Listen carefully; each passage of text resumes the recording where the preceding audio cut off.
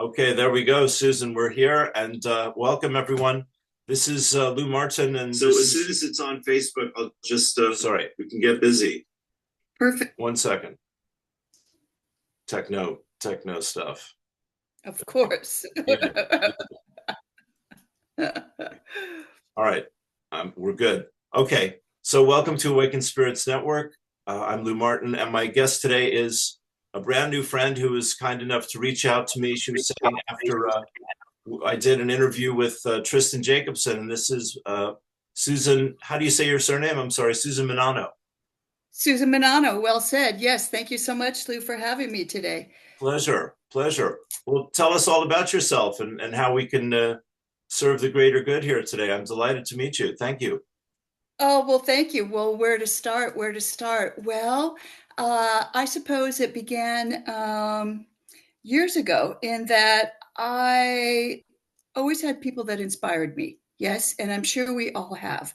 From my grandmother's kitchen table Okay. and just sitting for hours and leading me to my high school counselor who just always had her door open. You didn't need to have any problems, but she was one that was always available and always listened. Great. And somewhere in my high school mind, I decided I wanted to be just like her. Okay. And I remember reading the Carlos Castaneda books early on. Okay.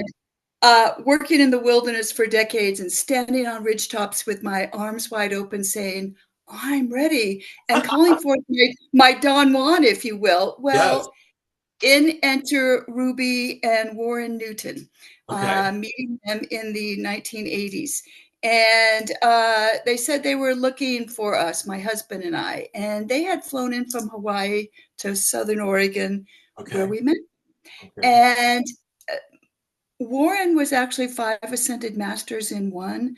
Wow. He went by the name Maida, Moses, Abraham, Daniel, Elijah, and Ezekiel. Goodness. And he was, yeah, I know. It was mind-boggling. Like, how do you wrap your head around Yeah. something like that? I was more into the whole earthbound, shamanistic, Sure. wild way of doing things. He Sure. seemed to have, dare I say, a bit of a biblical tone about him. Yes. But he would capture my attention because he did the Kabbalah. Okay. And I still really don't fully understand what that was. It's like this algebraic equation where he'd be looking me in the eye, and all of a sudden these numbers would start to download, and it would sort of form an upside down pyramid. So it'd come up, and then the number that he'd circle, put his pencil down, look me in the eye, and saying, "This is Aida speaking to you now." And you're like, "Okay," and I was moved by both of them, several years of sitting with them, Right. asking questions, not quite knowing what these answers were, because, as they would always say, we're going to go around the barn on this one. Long story short, they told me I'd be doing soul readings in the 80s. I thought they were kidding me.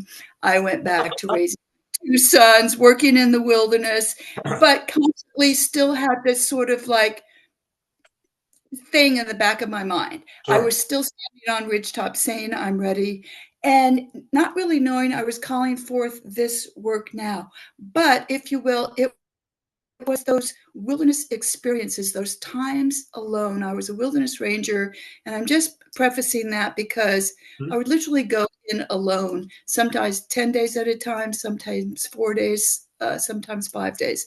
Right. And when you're alone in the back country, it's just you and Yeah. everything you have on your back. Yeah. And things started to speak to me, if you will, the Okay. trees, the Yeah. landscape, the ridges, the Yeah. rivers, the Yeah. lakes.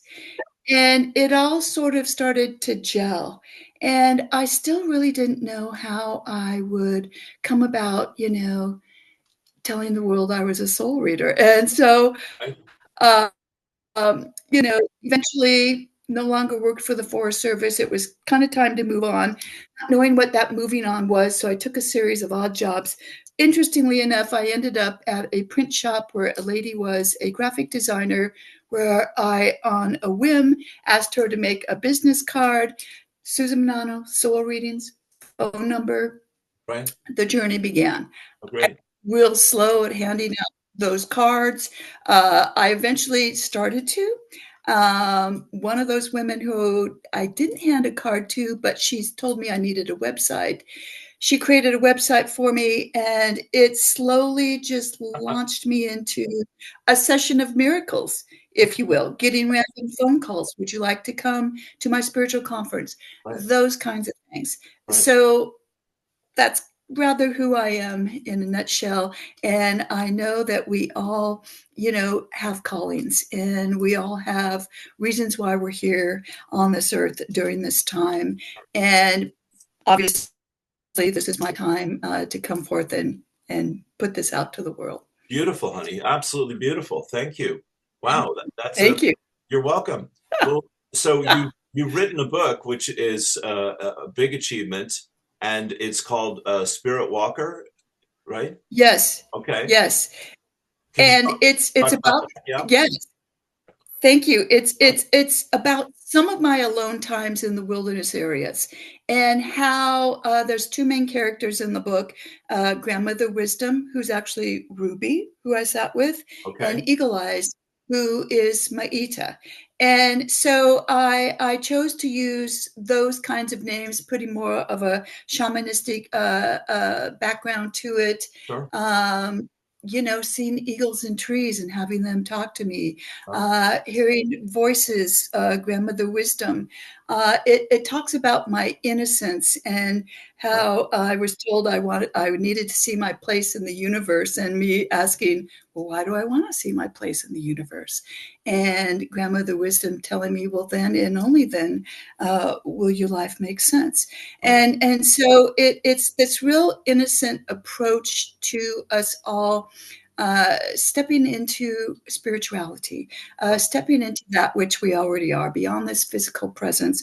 Of Right. course, we're so much more. So the book, I actually put it in a sweat lodge setting, of which I did a sweat lodge at a women's healing gathering. And I say it's these visions I had while in the sweat lodge, Okay. and then kind of dovetail it into real life experiences that I had uh, in the wild. And it's interesting, Lou, because it's not a book that I just sat down and wrote. Uh, One day I just decided to, I always keep a journal, Okay. and I wrote a little bit, and then days, weeks, months would go by. I wrote a little bit more, a little bit more, a little bit more, a little bit more. And interesting how it all flows together, because I never really reread what I wrote. I just sat down and decided, let's write some more. And then as one does, I kind of shelved it and put it away. And I actually had a client telling me that why did I consider making an audiobook out of it? And Right. Right. um, another good story, before my brother goes back to Australia, he decides to get the family together for lunch. I reconnect with a cousin who actually has a studio here in Portland, Oregon. Oh, My light bulb still wasn't going off.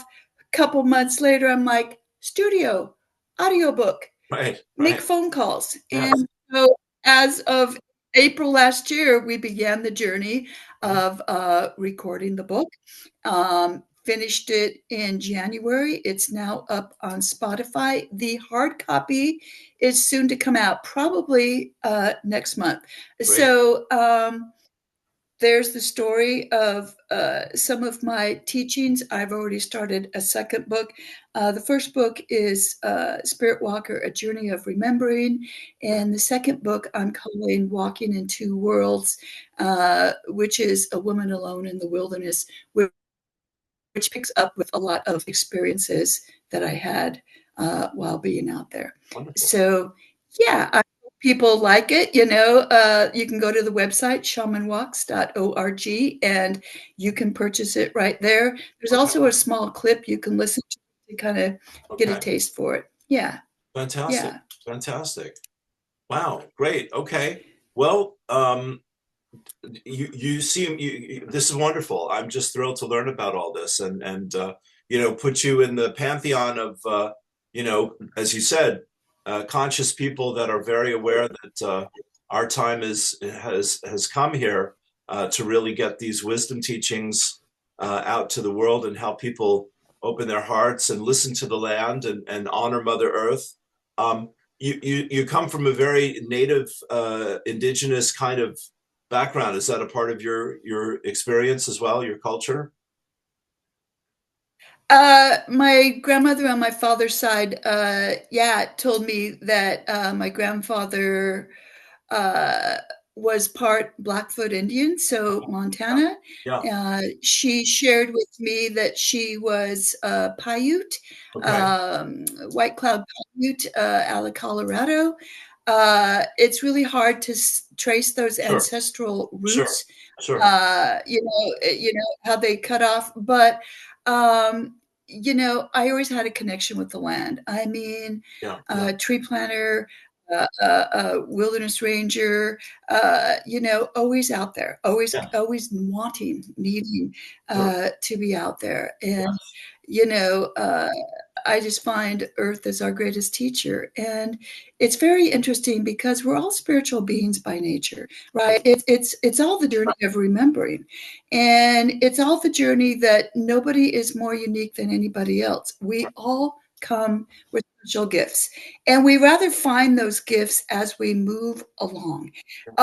Some of us, like myself, were a little slower in putting that out there. Like, being told when you're in your 20s you're going to be a soul reader. You're like, huh, okay, and rather kind of like putting that over here for a while. And now I find a lot of the work that I do is actually help people stepping into who they are, what Right. their calling is, not comparing yourself with another. We're all unique in what moves through us. Yeah, If you will, we're all of this one central soul, this one central light, and yeah, we're all these different ray bands of it. So we all have our unique attributes to bring forth. And you shared with me previously before we came yeah. on your friend who's been awakened her whole life. And I know that there's those that they just rather come that way. There's other of us that are a little bit slower and really kind of stepping into Sure. what it is. And Yeah, then I just feel like a part of who I am is, the book, Everything We Needed to Learn, we learned in kindergarten. And the first thing I learned was just reading the preface, hold hands and stick together. Well, that's what I feel I'm doing. And somebody squeezed my hand one day, Ruby and Warren. And then that electricity moved through me. mhm, And then I started to squeeze a hand, which squeezes a hand, which brought people into a lot of people I've worked with mhm. are no longer ongoing clients. They've stepped into their calling. Sure. And I find that beautiful. And I'm not patting myself on the back for that. I'm just maybe shining a little light into what was already there that helps you trust who you are and do what you do. Yeah, And yeah, the world is incredibly vast. yeah. And I know that there's more light beings. We're all light beings. Some of us, that light is a little more dim than others, if you will, but we're all here to live love, Yeah, to share love, yeah, yeah. to make this the garden that it is. Yeah.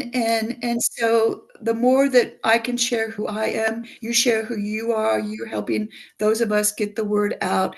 It electrifies, it stimulates, it motivates somebody to say, yes, I wanted to do this, but I haven't for whatever reason. And really, there's no excuses. There's options and choices, Sure. and there's no wrong choice. It's all life lessons. Yeah, And it's all the journey of really believing in yourself and slowly starting to, I always kind of equate it like Dorothy and the Wizard of Oz, and when the house landed and she opened the door to the 3D world, it's like, oh, okay. And all was animated and came to life. yeah, It's sure. it's like, that's who we are, people. Let me just kick the door open, but it's up to you to step through it, right? Yeah, yeah, yeah. Beautiful, beautiful, beautiful. That is wonderful. Thank you. Well, sure, hon, sure, absolutely.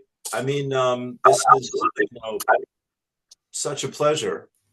There we go. Thank you. Thank Yeah, you're you. welcome. You're welcome. I mean, hon, you have a big, big, loving heart. You're very gentle, sweet, powerful appreciator of nature and life and people and spirit and everyone that really is touched by spirit it has that combination of true humility, of being aware of being a small piece of something very much bigger than all of us, but also this, real hunger and thirst after wisdom and knowledge, and that, burning desire to share it with everyone, and a willingness to, I say my job description is God's holy fool.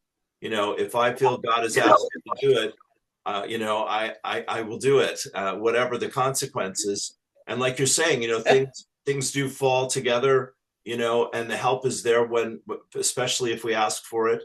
And there's just, right now, Susan, I have this sense of real acceleration, Yes. as I said, that, we're all coming together to help each other prepare for the next steps. So this is just divine timing with you here today, my friend. Thank you. Oh, well, you're so welcome. It's right. There is an incredible acceleration right now. And sometimes I feel like I can't talk fast enough because so much, people call it downloads, and it is Yeah. sacred codes, the galactic federations. I mean, there's world upon worlds and Yes. life force beyond life forces. And it's like we're just attuning. It's like your friend who swims with the orcas and swims with the whales Yeah. and the dolphins, and Yeah. they're so attuned in that high pitched frequency, and people speaking light languages now, and just letting that beautifully eloquent flow through. And when you listen to somebody in their light language, you can understand it. It's a telepathic communication Yeah. that third eye perceives. Yes, heart incredibly gets the soul of who we are, just says yes, right? And so again, it's people just opening up to that depth of what is there. And we probably don't even need to call it depth. I mean, it's in the trees, it's in the earth, it's in the waters, it's in the four-leggeds, the wingeds, the swimmers, all of it. And we just see our minute little speck of dust amongst it all. And it's like we can speak of a lot of the ascended ones, a lot of the archangels, angels. And I also know, we all also know that there's plenty of light beings that don't even have a name, that don't need to be named, that they just are Sure. who they are, Yeah. sending these vibrations that maybe come through somebody that we connect with, but come down into and through us in different ways. And that just makes me smile. It's like, okay, thank you.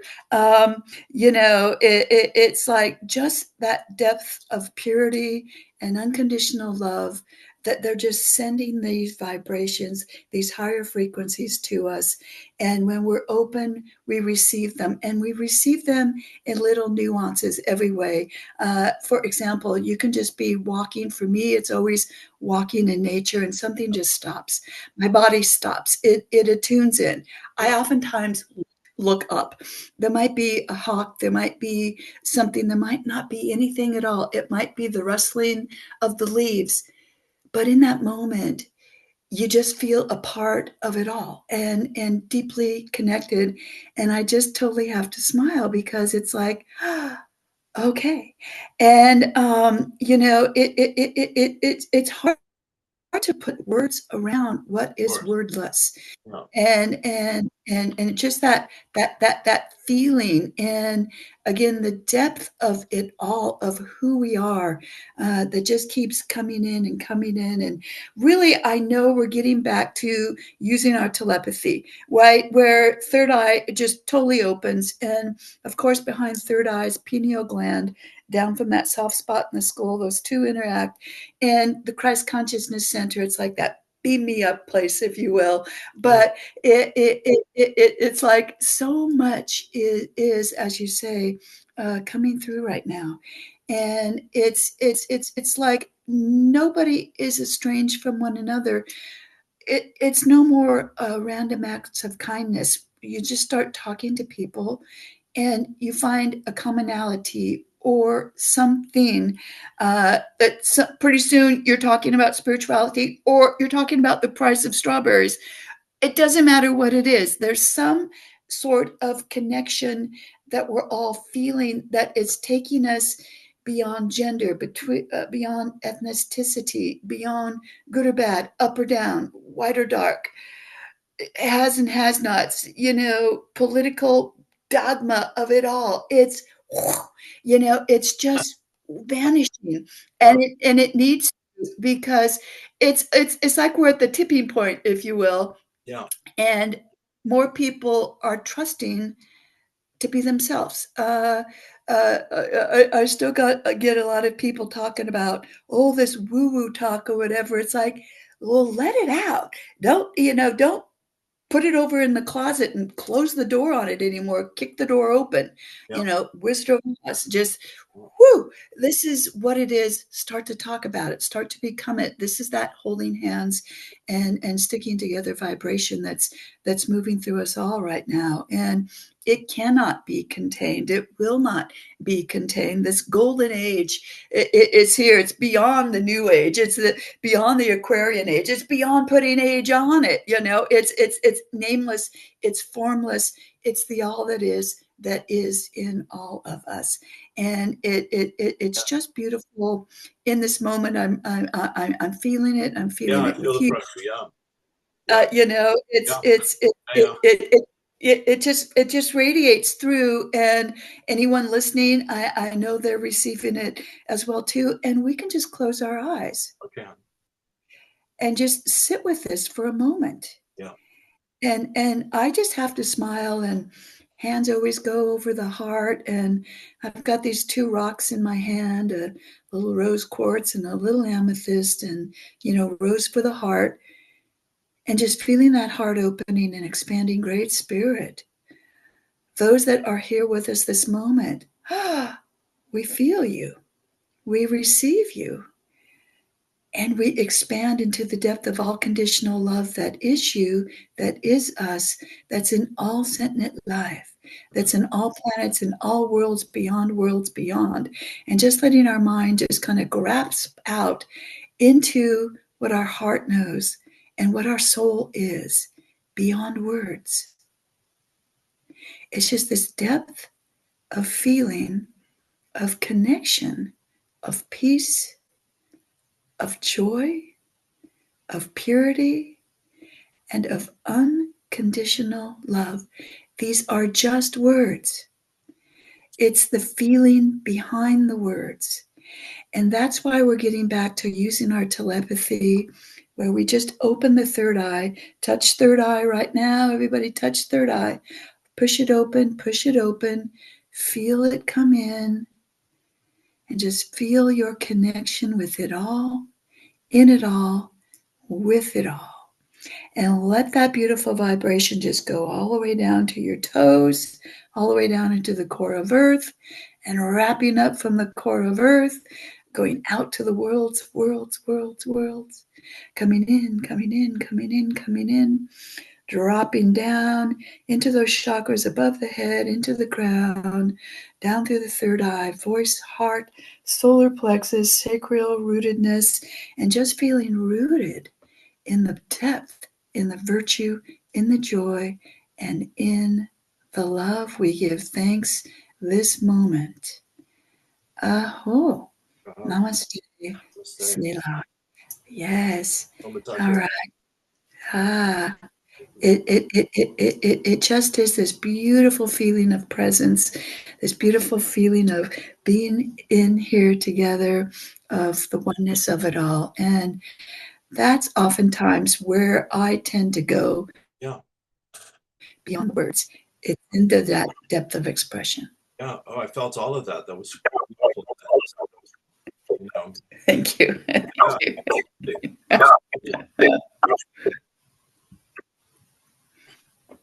Well, there's nothing to say after that. That was pretty complete. Absolutely. Beautiful. Well, thank you. Yeah, you're welcome, honey. When you say I'm just curious, when you say soul retrieval, is that how you were in your 20s? Were you told the work? How do you describe what you do in that way? Soul work? Well, it is soul work. I have the ability to go into your soul contract, your Okay. Akashic record, the Okay. reason why you're in the body during these times. Right. Oftentimes, what comes through is past lives that relate to the here and the now, Right. and why we're all here cleaning up, accentuating, getting rid of what these choices might have been and stepping into the infinite possibility of the choices that are here now. I do not predict the future. I cannot. Right. Uh, it's free will. Right. I'm not going to say one thing, and I believe that leaves people in expectation of, oh, well, she said, and it's like, no, it's not what I say. It's not what downloads through. It's how you open to the receptivity of who you are Yeah. and how you create each moment within each day, what more you want to bring forth. That creates the reality of now, Yeah. Yeah. which all we have is the here and the now, this moment, Yeah. and then the moments link. So yes, it's looking into why you're here now, and obviously a lot of the reason we're all here now is to let go of the dogma. We're told from the first breath we take that we're this, we're that, and then we're the next thing, and it kind of ties us in a knot. And so really, for me, I kind of see just helping you loosen those strings a little bit, Sure. undo that one, undo that one, undo that one. It's like, I can do and be anything I want. And I think of my granddaughter here because at the precious age of 5, she sits at my desk and tells me, it's all magic, Grandma. And she sees all these rocks and it is all magic. And those innocent minds are who we are, where she dresses in long gowns and she's the princess that works with the winds and wonderful. And she's into, dragons right now and unicorns and Right. wonderful, Yeah. right? It's that's who we are. That's the innocence. And we all come from the source of trust and innocence. And I believe we're just entrusting our innocence once again, to talk about the dragons and the unicorns and the magic that really puts us all together. So a soul reading really kind of tickles that in people. It brings you to the point, I believe, of trusting who you are. That's what Ruby and Maida did for me, and they kind of appeared into my life as quickly as they went out of it, and I'm like, oh, wait, and I still thank them Yeah. every day. Yeah. I know they've left this planet, and uh, uh, they told me that I'd be doing what they're doing, and I feel in many ways I am. Yeah. That I am. Bring people into what their calling is, what their sole purpose is, and then boom, off they go. And it's like when you pull up and look down at this planet, we're an anthill. There's a lot of us. There's a lot of people looking, searching. So it's like it's not a competition. We all are here to express who we are and support each other in being that. And that's what we're returning to, the community of Earth children, attuned with the light that sustains us, that light that's within us. Once that light leaves the body, well, the body goes back to the earth, our light goes back to the light. And I believe we'll get to the point where, you know, even the Native Americans, some of the first original indigenous ones, talk about working with these first light beings, right?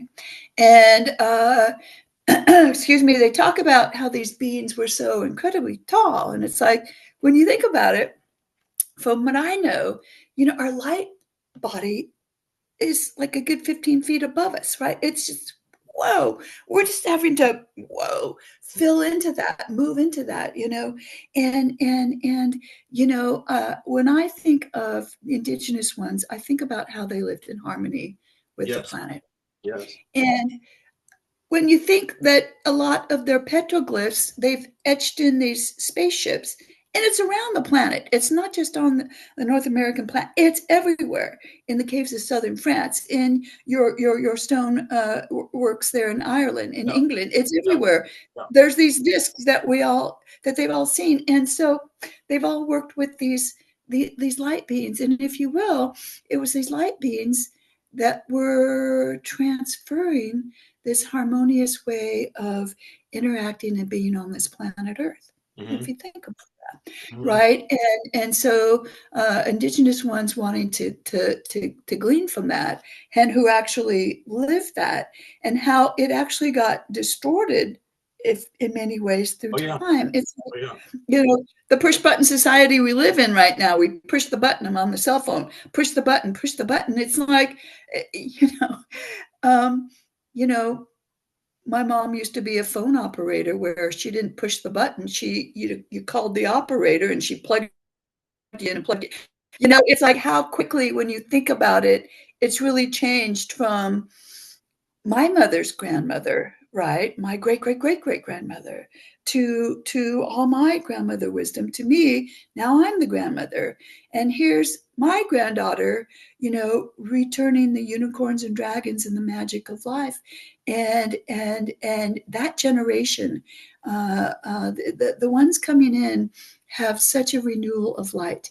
I mean, Yes. our generation came in Right. with quite a bit, Yeah. and a lot changed on the planet because of it. And each generation it's changed. And we're remembering those light beings of who we are through our innocence. It's magical. Yeah. Yeah.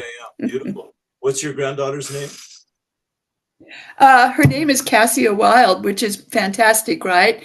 She's a little wild one. She lives up in Washington State, Yeah. um, on a forested piece of property, and flaming redhead, and everybody loves her, right? And she is just an incredible young soul. I learn so much from her all the time. And her brother, Jaden Sage, really is a sage that walks with us. I mean, Jaden's just learning to talk, and yet he's got that telepathic thing that, you can just kind of look at him and he kind of broods a little bit. And it's like, yes, you just see him kind of going back into this. So, like, he doesn't need to put words around it yet. And it's like, got it, and you speak telepathically with this one. And it's so delightful Oh, seeing how fast time flies. I mean, I remember sitting with my grandmother. I opened the conversation with that. And now I'm the grandmother, yeah. right? Yeah. And just how quick this earth walk goes. Mhm. And wow, I'm almost on this planet 7 generations now. And it doesn't seem like it. It doesn't it seem to you, Lou, that we're getting younger? Our Yes. energy Oh growing. yes. Yes. Yes. Yes. Absolutely. But I love that you're singing the song of these beautiful young people, and I've been saying this a lot recently as well. I keep seeing women in their 20s that are just extraordinarily powerful and clear in their wisdom and their teaching, and they're just popping up a little bit, over the last year or so. Suddenly, it's boom, boom, boom, everywhere. And yeah, you and I are very blessed in that we have some idea of what's happening on the planet and what we can do about it in terms of loving service and helping, people get more connected to spirit and trust themselves more and reconnect with the earth. I mean, I love that this is one of your big focuses. It needs to be that for all of us. And, yeah, it's a real time of empowerment and inspiration. It's terribly exciting, very, very exciting, very It's inspiring. yeah, it is very exciting. It's like I remember in the 1970s when you could count the last of the roadless areas. The Forest Service was doing its roadless area in review, which frightened me to no end. My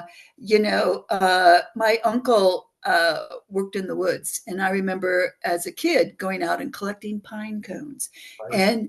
and something about being in this vast openness, collecting pine cones. Well, we were collecting the cones for the seeds that went to a tree nursery where they planted the trees to put back out on the plantations where the trees had been clear cut.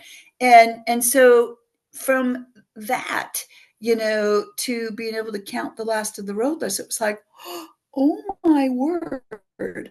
And my husband and I really made an effort in the 70s to get into these roadless areas and to write the letters then, actually sitting in those areas, like talking about the Darlingtonia, the rare edible, this plant that actually eats insects. And it kind of has a cobra head like this. And, it's this succulent plant, very rare and quite unique. And another shrub called the Kalmiopsis lucia, which in Southern Oregon, there's a wilderness area called Kalmiopsis. Well, the Kalmiopsis shrub is a beautiful, bright, blooming pink flower, looks like an azalea. The plant was still here when the dinosaurs roamed. Right. Oh my gosh. Think about that. And so it's this really kind of, that's where a lot of my wilderness expeditions, that's where I was a wilderness ranger in Southern Oregon, Northern California, the Klamath-Siskiyou Mountains. Okay. And that's where we did all our hiking to talk about the threatened and endangered stuff. So to actually be there and to see it and to write about it, we both felt had a greater impact of why we need to save it. Well, in the Red Buttes Wilderness, excuse me, where I actually worked for 11 summers in a row. Yeah, take your time. It's great. It's great. It's a tour. You give me a tour here, Well, it was interesting. The first time we walked through it, it wasn't wilderness. It was 1976. And it was so vast. I mean, headwaters of the Applegate River, you could see the coastal range, the Siskiyou Mountains, which now has a wilderness in it. You could see Kalmiopsis. You could almost see over to the ocean. When you were in the Siskiyou Mountains, you could see the ocean above where the redwoods are. So it was a huge roadless area. 23,000 acres got saved. That's the small little area I worked within. However, there was still a vast amount of roadless around it that still to this day, some of it's been encroached. I don't mean to digress into. You're fine. Wow. You're fine. Well, it's still your story. Tell your story. Yeah. Thank you. It's still just the preciousness of Earth that, the trees are our life force. Without the trees, we can't breathe. Yeah. And they can't breathe without us. And so the more we cut these down, and it's happening around the world, it was an honor to be able to actually spend time alone in wilderness areas. And I worked in other wilderness areas that were more popular when you saw people all the time. I got to Red Buttes, and the first time I went to Lonesome Lake, to tell you the truth, it felt like the most lonesome place on the planet. I hadn't seen anybody for 3 days. And I'm just sitting at this lake, kind of wondering when was the last time anybody sat there. Mm-hmm. And then up on the ridge, I saw this incredible, it's a Jeffrey pine tree. I called her Mother Jeff, just an incredible, big, huge pine tree. And the beauty of the Jeffrey pine is they smell like vanilla. And so, excuse me, you put your face in it and it just smells so heavenly. Right. And she kind of had these roots that came down like this. So I remember sitting in the roots of the tree with my arms like this and my back against the tree, looking down at the lake, just feeling a part of it all. Yeah. And again, giving thanks that you've given me this wilderness to roam in. And again, that's really where the teachings of the 80s really sort of came to life. Like I'd been through the Buttes in the 70s, met Ruby and Warren in the mid 80s, started working in the Buttes in the 90s, and didn't write the book until the 20s. And it's fascinating to reflect back on again how fast life goes. The experiences I had, and I would not trade them for anything, of being alone, of feeling the teachings come alive, of feeling my senses awaken in the wild, feeling the wild come out in me, having a granddaughter whose middle name is Wild. All these, beautiful, beautiful expressions of life. And I actually, Lou, remember then also just, standing on ridges, crossing my heart and hoping my granddaughter had wild places such as these to roam in when she was my age. And she still will, and hopefully her granddaughter and her granddaughter and her Yes. granddaughter will too. So, we talk about the earth because she's our greatest teacher. And, we have all these light beings that are bringing all this energy into the earth. And we have all the swimmers, that are receiving and bringing these messages, out to the earth. And, earth is quaking, the earthquakes are happening, the volcanoes are Yeah. happening.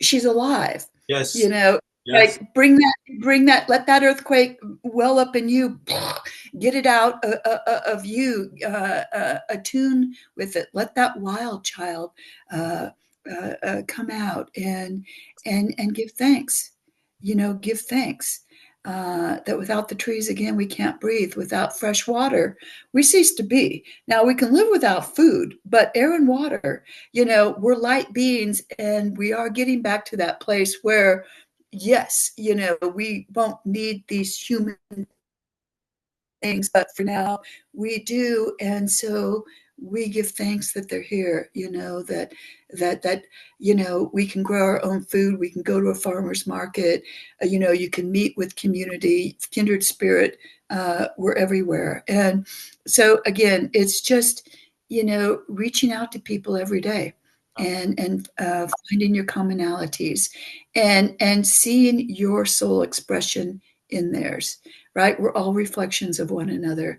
So whatever we judge ourselves for, or whatever we judge another for, that's what we're still loosening up within us, so that judgment is no longer. And it's finding its way. It's finding its way. Yeah.